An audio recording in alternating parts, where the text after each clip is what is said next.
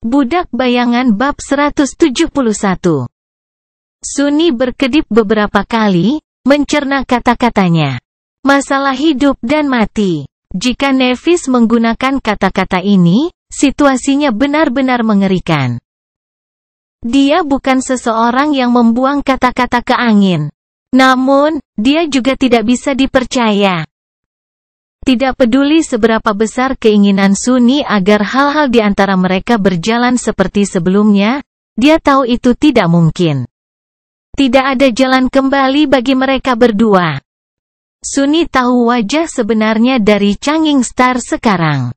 Dia telah melihat kekuatan tak berujung dari keyakinannya. Dalam neraka putih jiwanya yang menyala-nyala, semua hal menjadi abu. Konsep manusia seperti kesetiaan, belas kasihan, dan kasih sayang tidak memiliki harapan untuk lolos dari pemusnahan itu. Tidak peduli ikatan apa yang menghubungkan mereka, Sunni tidak dapat mempercayai Nevis untuk menempatkan mereka di atas obsesinya yang tak terbatas. Jika dorongan datang untuk mendorong, dia akan mengorbankan apapun.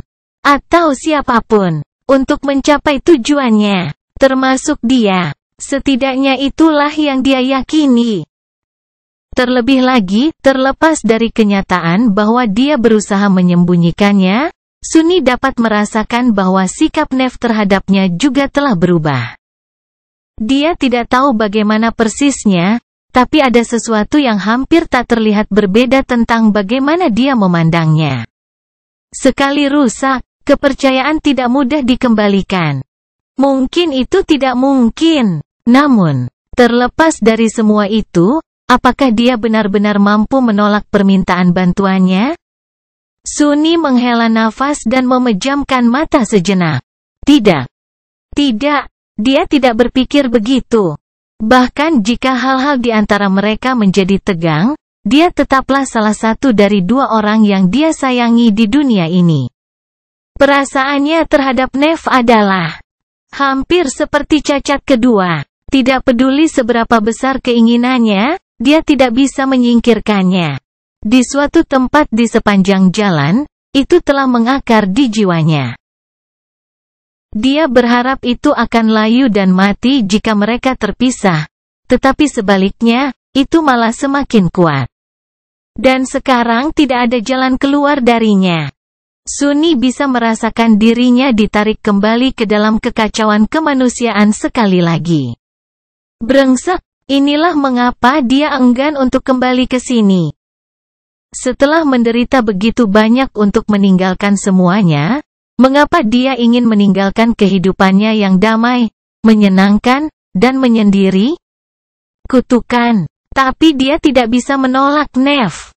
Namun, itu tidak berarti bahwa dia akan menjadi sahabat karibnya lagi. Bahkan jika mereka akan bekerja sama, mereka akan melakukannya dengan persyaratannya. Fokus. Anda datang ke sini untuk membeli kenangan untuk memberi makan bagi orang suci batu. Changing Star menatapnya dengan penuh harap. Sunni berusaha tampil percaya diri dan santai sambil berkata, kita bisa bicara, tapi tidak sekarang. Aku akan datang menemuimu setelah urusanku selesai. Apapun yang ingin dia diskusikan, itu tidak mungkin sangat mendesak. Lagi pula, Nevis tidak tahu bahwa dia akan kembali dari reruntuhan hari ini. Jika tidak ada waktu untuk disia-siakan, dia tidak akan menyia-nyiakannya secara logis. Changing Star terdiam beberapa saat, wajahnya acuh tak acuh.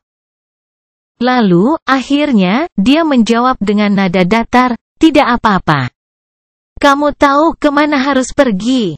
Cerah tersenyum. Oh, dan jika kamu tidak keberatan, aku akan membawa Knight bersamaku. Keduanya menatapnya dengan ekspresi ragu yang sama. Kamu akan beralih ke pemuda menawan itu. Sunni pura-pura terkejut dengan pertanyaannya. Apa kamu tidak ingin bertemu dengan teman-temanku yang lain? Mereka pasti bisa menjawab semua pertanyaan bodohmu, pasti. Malam ragu-ragu.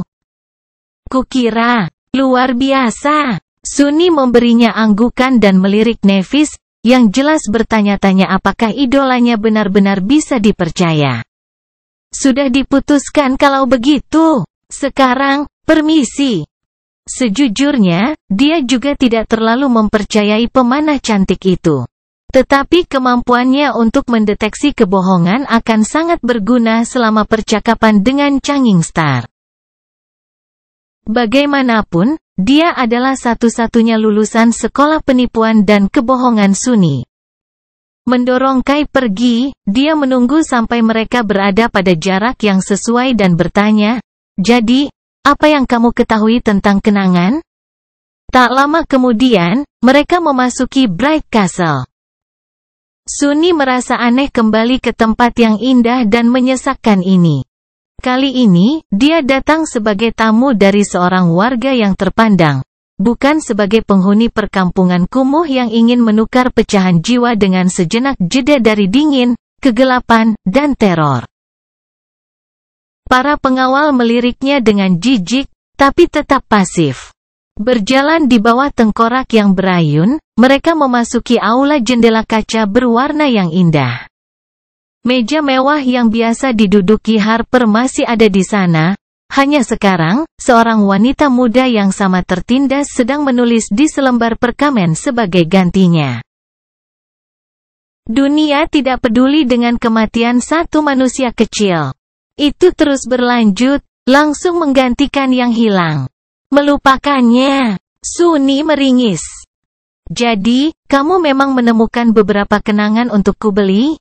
Berapa harganya? Kai tersenyum, memberi isyarat padanya untuk mengikuti, dan berkata, "Aku melakukannya dengan lebih baik. Aku benar-benar berhasil membuat kita diundang ke pasar memori." Cerah mengerutkan kening, apa? Belum pernah mendengarnya. Pria muda yang menawan itu memberinya anggukan. Itu tidak mengherankan. Itu adalah tempat di mana kamu dapat membaca dengan teliti berbagai kenangan dan membelinya dengan harga yang dapat diterima. Aku mengatakan dapat diterima. Tetapi kamu tahu siapa yang memiliki semua pecahan di tempat ini. Jadi, biasanya, mereka hanya membiarkan anggota dari tuan rumah masuk. Masuk akal. Gunlauk tidak akan pernah membiarkan kenangan beredar bebas di antara orang-orang yang bukan miliknya. Namun, para penjaga dan pemburu membutuhkan tempat untuk bertukar kenangan yang tidak sesuai dengan aspek mereka, baik untuk pecahan atau sesuatu yang sesuai. Lalu bagaimana kamu mendapatkan undangan itu? Kai mengangkat bahu. Tidak terlalu sulit jika kamu memiliki pecahannya. Masalahnya, sangat sedikit dari kita orang bebas yang memilikinya. Yang mengejutkan Suni, mereka benar-benar memasuki salah satu area terlarang di kastil. Setelah berjalan menyusuri beberapa koridor panjang dan menuruni beberapa anak tangga, sebuah pintu kayu kokoh muncul di depan mereka. Ada simbol pedang dan perisai tergambar di atasnya. Mengedip padanya, Knight membuka pintu dan berjalan masuk.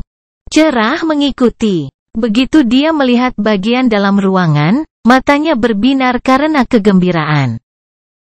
Budak Bayangan bab 172. Di belakang pintu, ada aula berukuran sedang yang tidak memiliki jendela. Itu diterangi oleh lentera aneh yang melayang di tengahnya, memancarkan cahaya yang terang dan stabil. Di sepanjang dinding ruangan berdiri berbagai rak senjata, manekin kayu yang mengenakan baju zirah lengkap, dan meja dengan berbagai macam benda indah dan menarik yang diletakkan di atasnya. Semuanya, senjata, armor, objek, bahkan lentera yang melayang, adalah kenangan. Suni merasakan pikiran menggelegar meledak di benaknya. Untuk beberapa saat, dia hanya bisa memikirkan satu hal, uang. Itu uang yang sangat banyak. Di dalam aula sederhana ini tersembunyi kekayaan yang bisa menyaingi seluruh perusahaan. Dia nyaris tidak menghentikan dirinya dari air liur. Cerah. Dibawa kembali dari kebodohannya yang tamak, Sunny berkedip beberapa kali dan melirik Kai. Pemanah cantik itu ragu sejenak, lalu berkata, maksudku, ini Steph. Dia yang bertanggung jawab atas tempat ini. Baru sekarang Sunny menyadari ada orang lain di ruangan itu. Itu adalah pria yang sudah tua menurut standar kota kegelapan, hampir 25 tahun atau lebih. Dia memiliki wajah bulat dan mata ceria, yang saat ini penuh dengan keraguan dan sedikit rasa jijik. Tatapannya, tentu saja, tertuju pada Sunny. Apakah kamu sudah melihat ke cermin, bajingan? Terlepas dari perawakannya yang sangat tinggi, ada satu hal khusus lainnya tentang penampilan Steph, dan dia adalah gemuk. Dia adalah orang gemuk pertama yang ditemui Sunny di kota gelap. Memiliki perut seperti itu di tempat seperti ini pasti membutuhkan banyak kerja keras, bakat, dan dedikasi. Dia tidak tahu apakah harus terkesan atau terkejut. Bagaimanapun, Sunny memutuskan untuk tidak memihak Steph. Lagi pula, dia tidak ingin dimakan ogre ini. Senang bertemu denganmu, Steph. Aku Sunny. Raksasa besar itu menatapnya, lalu menatap Kai, dan berkata dengan suara aneh, malam, temanku. Apakah kamu yakin gelandangan kotor ini adalah pelanggan? Sunny mengerutkan kening. Jadilah sipil. Jadilah sipil. Hei, bajingan gendut. Apakah kamu yakin gelandangan kotor ini tidak akan mematahkan setiap tulang di gumpalan lemak yang kamu miliki untuk tubuh? Dalam kesunyian yang mematikan. Baik Kai maupun Steph menatapnya dengan mata terbelalak. Kemudian, Steph bersandar dan tertawa terbahak-bahak. Gremlin kecil ini lucu, malam. Bagus. Bagus sekali. Jika ada satu hal yang kurang dariku di gua ini, itu adalah hiburan. Terkekeh, dia menggelengkan kepalanya dan berkata, tetap saja, barang-barangku tidak murah, temanku. Cerah. Kenangan yang baik akan menghabiskan biaya selusin pecahan, setidaknya. Lebih banyak lagi jika kamu menginginkan sesuatu yang sangat berguna. Apakah kamu yakin memiliki sarana untuk berbelanja di sini di emporiumku? Berapa banyak pecahan yang bisa dimiliki tikus kumuh sepertimu? Sunny berkedip. Kurasa ada kesalahpahaman. Apa kau pernah melihatku? Apa aku terlihat seperti seseorang yang bisa membeli sesuatu darimu? Tentu saja tidak. Aku bahkan tidak pernah menyerap satu pecahan jiwa pun. Itu seharusnya memberitahumu berapa banyak dari mereka yang saya miliki. Kai memberinya tatapan aneh. Karena betapa percaya dirinya Sunny saat melintasi reruntuhan, dia pasti berasumsi bahwa rekannya cukup kuat. Namun, sekarang dia tiba-tiba mengetahui bahwa Sunny tidak pernah menyerap esensi jiwa apapun. Dengan kemampuannya merasakan kebohongan, pemanah yang menawan itu akan tahu bahwa itu adalah kebenaran. Ya, tentu saja, dia malah menyerap banyak pecahan bayangan. Sunny sengaja membocorkan rahasia menyesatkan itu. Dia tidak ingin Knight mulai mempertanyakan jumlah pecahan jiwa yang akan dia keluarkan. Membiarkan pemanah berpikir bahwa dia terlalu terobsesi dengan kekayaan untuk dibelanjakan untuk meningkatkan kekuatannya, mudah-mudahan, akan sedikit mengurangi dampaknya. Sementara itu, Sunny menggelengkan kepalanya. Tidak, Kai di sini adalah orang yang akan memberimu pecahan. Aku di sini hanya untuk mengarahkannya pada yang tepat. Aku memperhatikan kenangan yang baik, kau tahu. Maksudnya, matanya benar-benar mampu mengintip ke dalam esensi kenangan dan membedakan sifat aslinya. Tapi tak satu pun dari mereka perlu tahu itu. Steph menggaruk bagian belakang kepalanya. Baiklah. Kalau begitu, lihat sekeliling. Ajukan pertanyaan apapun jika ada sesuatu yang menarik perhatianmu. Lalu dia melirik Knight dan mengejek. Kamu bisa saja meminta saran dariku, tahu? Bukannya aku bisa berbohong padamu.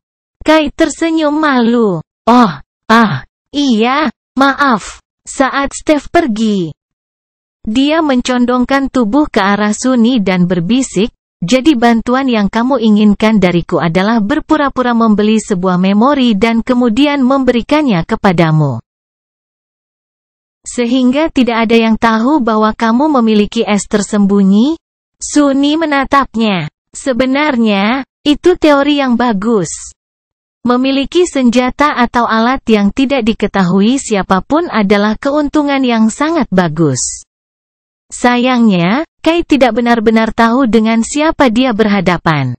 Sunny menggelengkan kepalanya. Tidak. Saya tidak ingin Anda membeli memori atas nama saya. Kemudian, dengan senyum tulus, dia menambahkan, aku ingin kamu membeli sekitar 10. Mata hijau Kai yang indah melebar.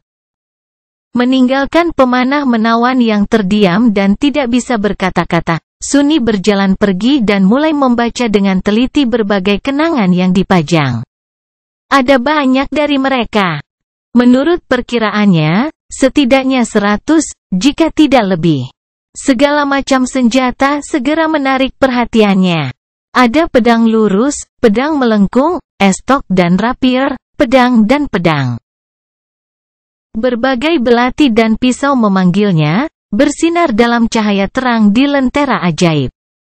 Ada sekitar selusin poleam, dari tombak, pedang, tombak, hingga naginata. Beberapa kapak perang ditampilkan di dekatnya. Lebih jauh lagi, palu perang, gada, dan cambuk memancarkan perasaan hening dari kekuatan penghancur. Beberapa busur menerima pandangan melamun dari Kai. Ada juga baju zirah. Dari kulit hingga logam, ringan hingga berat, skala hingga piring.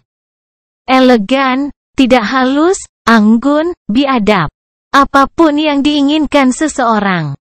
Beberapa dari mereka berbentuk seperti baju besi yang sebenarnya, yang lain tampak seperti pakaian kain. Ditempatkan di atas meja, berbagai benda memohon perhatiannya. Dewa hanya tahu pesona apa yang mereka miliki.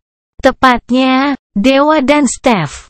Dan cerah. Berjalan di antara kenangan, dia secara berkala meletakkan tangannya di atasnya.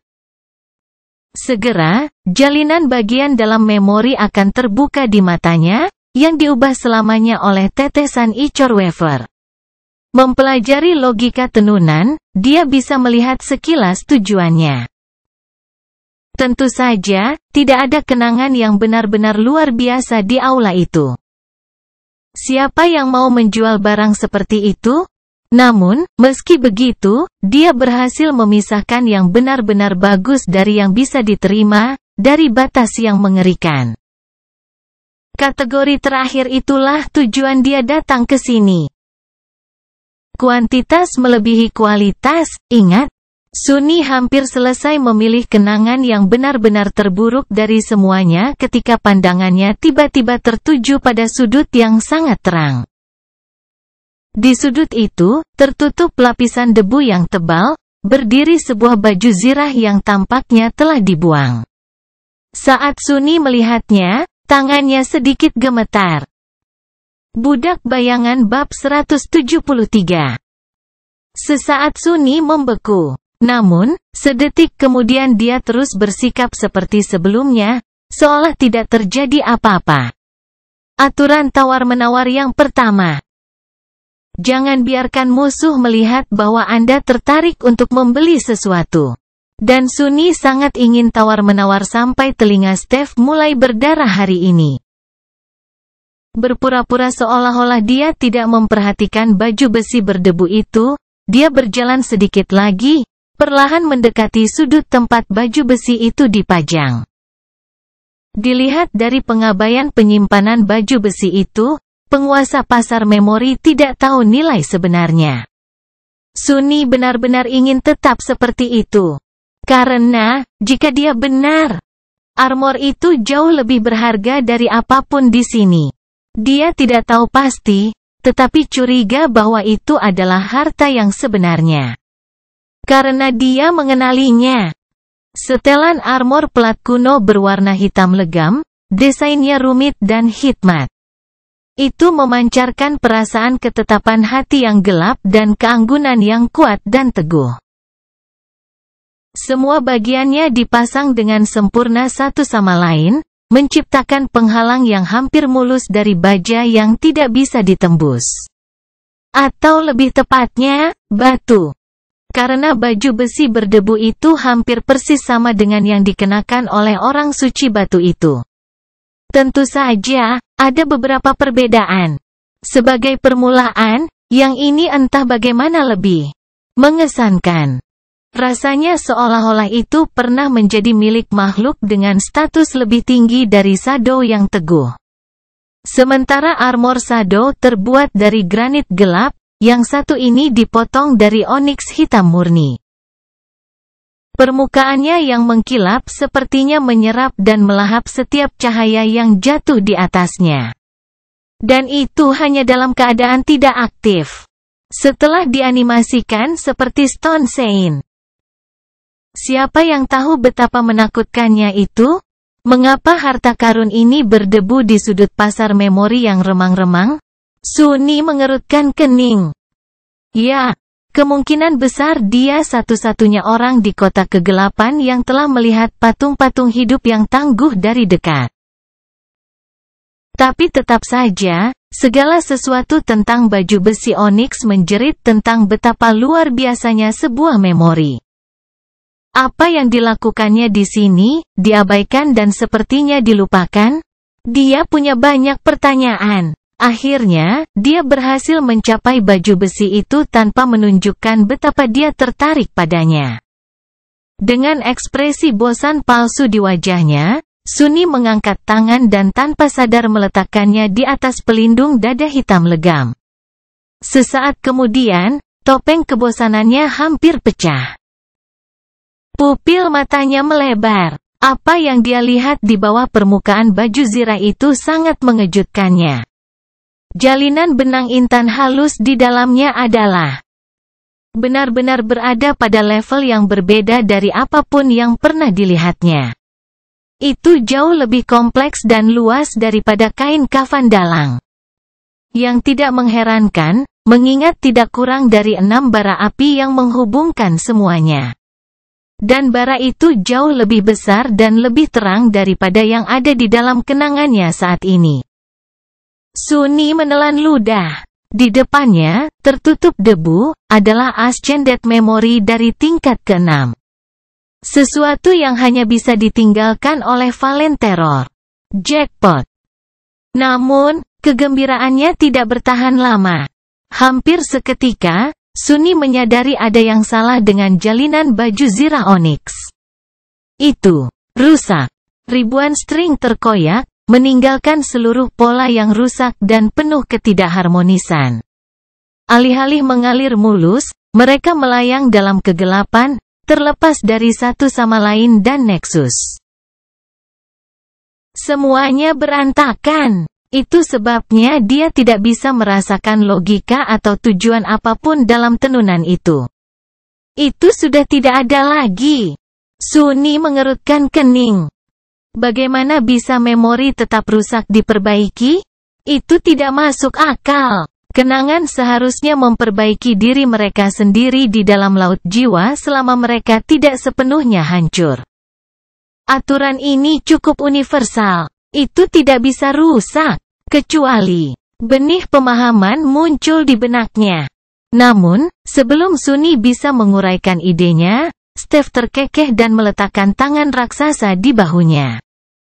Armor yang luar biasa, bukan, sahabatku Sunny? Mengatakan itu, dia mencondongkan tubuh ke depan dan tertawa. Sepanjang penjelajahan Sunny di pasar memori, Steph telah mendekatinya beberapa kali untuk menggambarkan kualitas barang dagangannya yang paling memikat atau hanya untuk mengobrol. Dia jelas sangat bosan di aula tanpa jendela ini. Sunyi menatapnya dan berkedip beberapa kali. Kalau saja kau tahu harta tak ternilai macam apa ini, bodoh. Dari semua omong kosong di pasar Anda ini, yang satu ini adalah yang paling keterlaluan. Saya hampir tidak percaya bahwa Anda memiliki keberanian untuk menunjukkannya kepada orang-orang. Maksudnya, itu benar-benar memori terbaik di seluruh ruangan ini, jika tidak di seluruh kastil. Kecuali baju besi emas Gun Lauk, tentu saja. Namun, jika kedengarannya seolah-olah dia menyalahkan Steph karena tidak tahu malu dan mencoba menjual omong kosong kepada orang-orang. Yah, dia tidak bisa berbuat apa-apa, bukan? Steph menghela napas. Biasanya, aku akan berargumen dan mencoba untuk mempertahankan inventoriku, tapi kali ini aku benar-benar tidak setuju. Armor ini, tidak peduli seberapa keren kelihatannya, memang benar-benar tidak berguna. Armor ini sudah ada jauh sebelum aku ada. Mengendalikan pasar, sebenarnya. Saya bahkan menganggapnya sebagai semacam maskot. Sunyi menggaruk belakang kepalanya. Kenapa tidak ada yang pernah membelinya? Dia cukup yakin bahwa dia tahu. Tetapi perlu mendengar apa penjelasan Steph untuk mengetahui seberapa banyak yang dipahami pria raksasa itu. Steph mengangkat bahu. Mengapa ada orang yang membelinya? Apakah kamu tidak memperhatikan bahwa itu terbuat dari batu? Seperti batu yang sebenarnya. Itu sangat berat sehingga Tesai pun tidak dapat bergerak di bawah semua beban. Mungkin seorang yang bangkit akan mampu melakukannya, tetapi bagi kami para penidur, mengenakan baju zirah ini seperti mencoba berjalan-jalan mengenakan pakaian di gunung. Dan batu itu juga tidak terlalu sulit untuk dihancurkan. Dia melihat baju besi onyx dan menghela nafas. Sebenarnya, armor ini memiliki cerita yang cukup. Itu dulunya milik seorang anggota kelompok legendaris yang menaklukkan kastil ini. Beberapa bahkan mengatakan bahwa itu milik tuan pertama sendiri. Seharusnya, itu memiliki pesona yang membuatnya jauh lebih ringan saat itu. Dia menatap armor itu dengan ragu. Tapi ketika mereka melawan beberapa teror kuno, mungkin Spire Messenger yang tinggal di sini, armornya rusak parah. Ada yang tidak beres, pesonanya rusak, dan berubah menjadi sepotong batu. Sangat rusak bahkan mantranya tidak dapat memahaminya, hanya menggambarkannya sebagai tidak diketahui itu, tidak diketahui ini. Sunyi harus memaksakan diri untuk tidak menahan nafas. The Stone Sein, konon, diciptakan oleh salah satu dari yang tidak dikenal. Masuk akal jika persenjataan jenisnya juga. Terlepas dari itu tidak terlalu penting.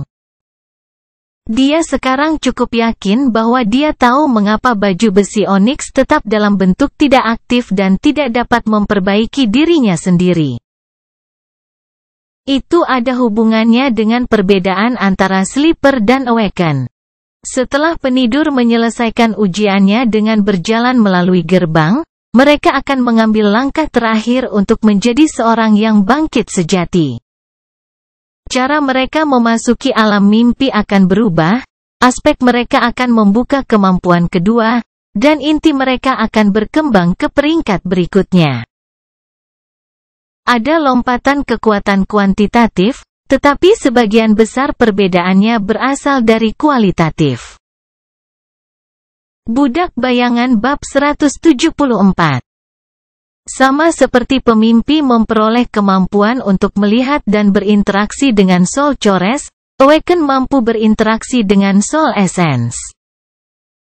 Dengan menyalurkannya ke dalam tubuh mereka, mereka dapat memanfaatkannya dengan lebih efisien dan mencapai hasil yang lebih besar. Kemampuan untuk menyalurkan esensi jiwa juga penting untuk membuka potensi penuh dari kenangan peringkat tinggi. Selain kelangkaan umum kenangan seperti itu, ada alasan lain mengapa klan legasi tidak hanya melengkapi keturunan mereka dengan senjata berkekuatan luar biasa dan membiarkan mereka berlayar ke gerbang tanpa menghadapi perlawanan apapun. Itu karena Sleeper tidak punya cara untuk mengaktifkan pesona yang kuat.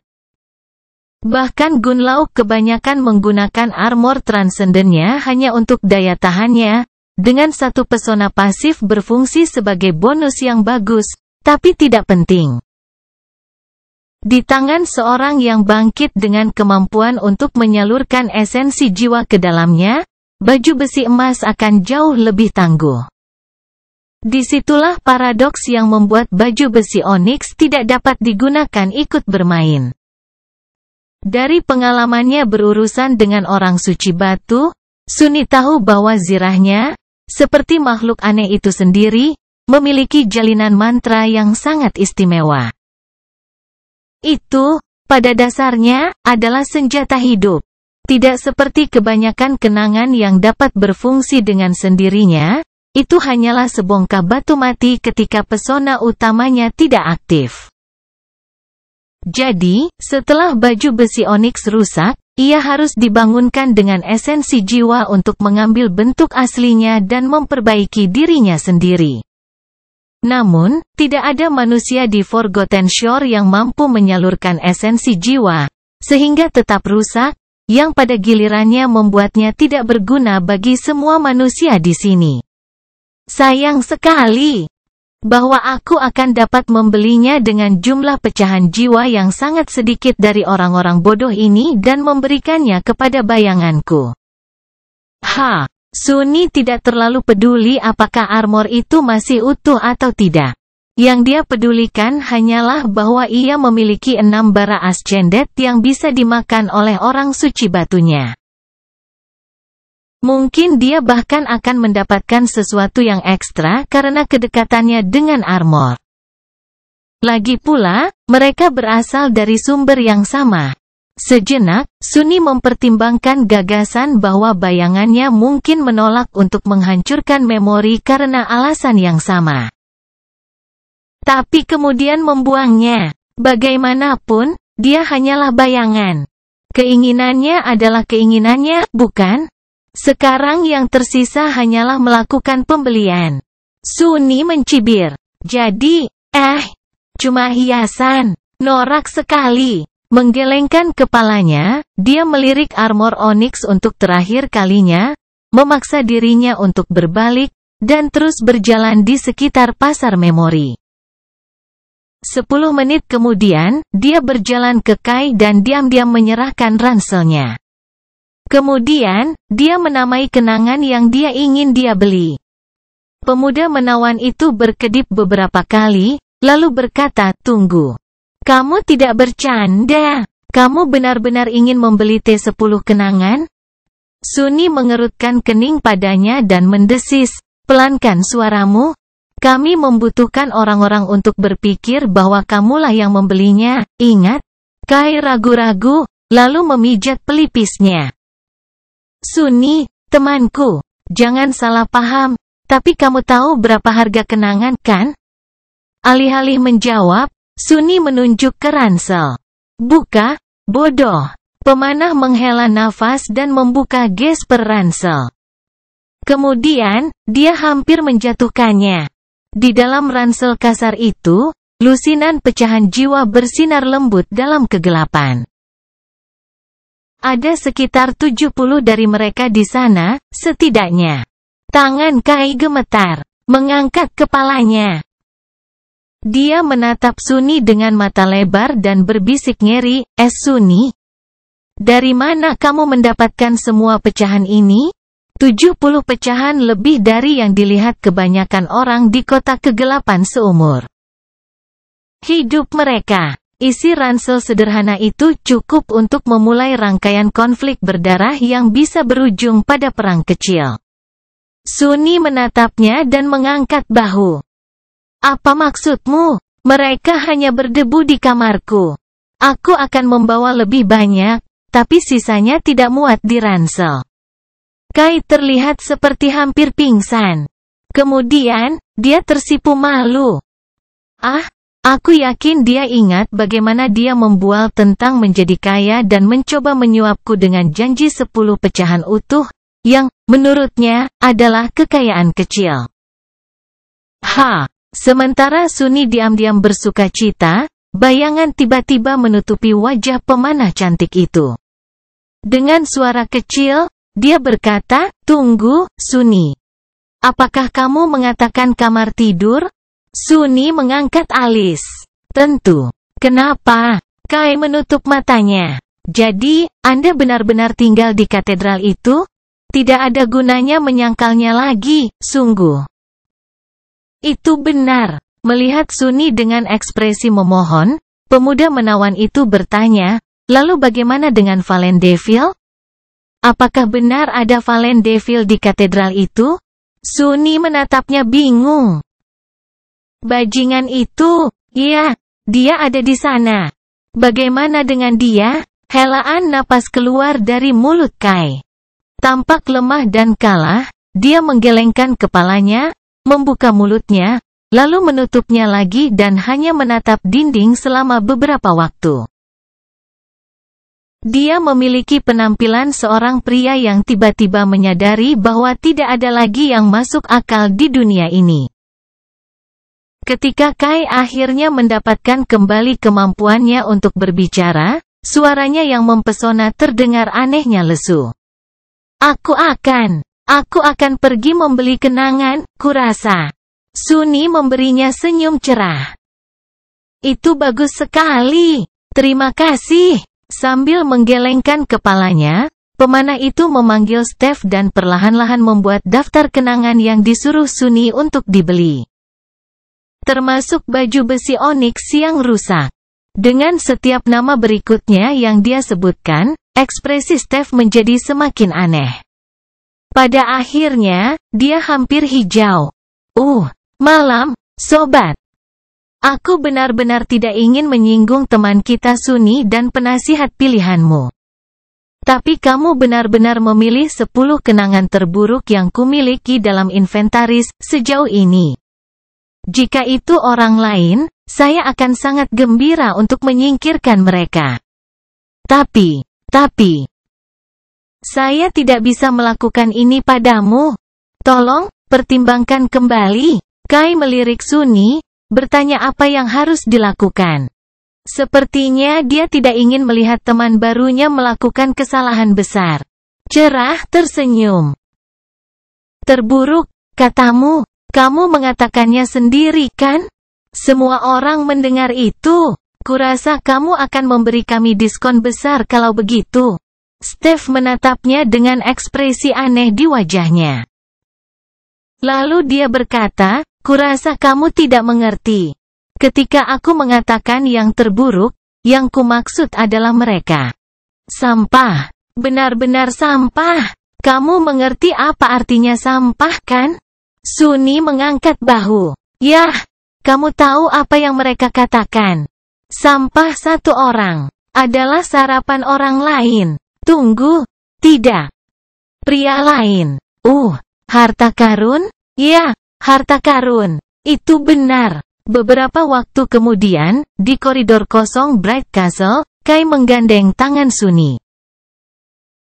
Sesaat kemudian, beberapa percikan energi melintas di antara mereka.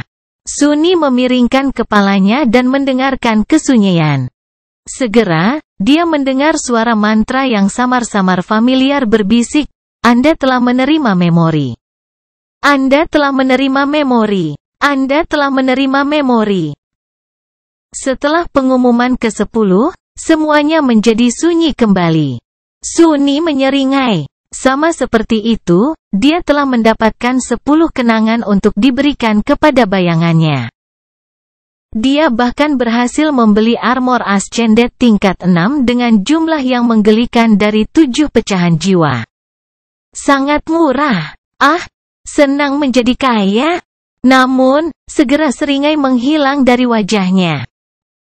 Sebaliknya, sesuatu yang gelap berkilau di matanya. Sudah waktunya untuk berbicara dengan Nevis. Budak Bayangan bab 175. Dalam perjalanan keluar dari kastil, anehnya Kai terdiam. Sunni tidak keberatan, karena banyak yang harus dipikirkannya. Kembali ke pondok itu. Ada banyak hal di sana yang dia harap tidak akan pernah dilihat, dirasakan, atau dialami lagi. Untuk sesaat, dia bahkan berpikir untuk bergegas kembali ke katedralnya tanpa menepati janjinya. Tapi kenapa harus dia? Ini tidak seperti dia meminta untuk diundang kembali. Nevis adalah orang yang menginginkan bantuannya dalam sesuatu. Berpura-pura saja seperti kamu tidak peduli.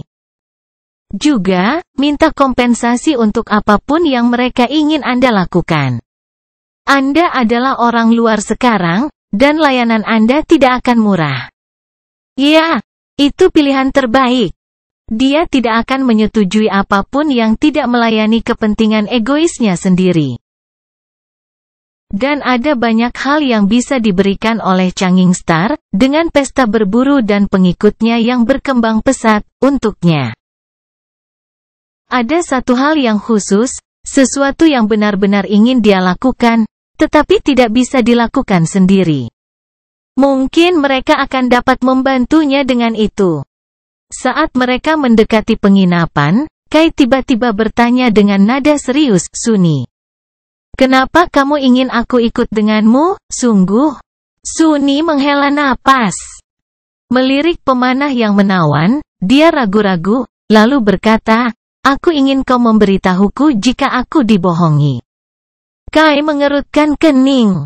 Kupikir Lady Nevis adalah temanmu. Mengapa kamu begitu mewaspadai dia? Sunni terkekeh. Apakah dia seorang teman? Bahkan dia tidak tahu apa sebenarnya mereka berdua satu sama lain. Lebih buruk lagi, dia tidak yakin mereka akan jadi apa. Dia adalah tipe teman yang tidak benar-benar ingin kamu lengah. Dia berlama-lama sejenak, lalu menambahkan, ada juga seorang pria bernama Kester. Dia adalah orang yang paling tidak kupercayai.